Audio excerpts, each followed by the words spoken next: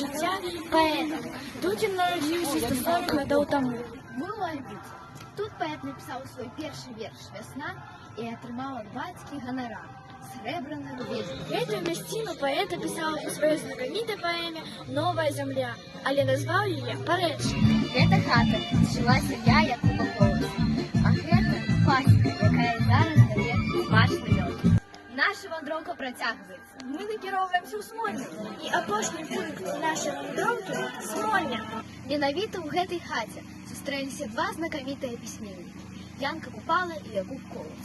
Летом 1912 ад нашай вандроўкі мы атрымалі сапраўдную асалоду. Гэта адчуе кожны, хто патрапіць на шлях Якуба Коласа. Да новых сустрэч!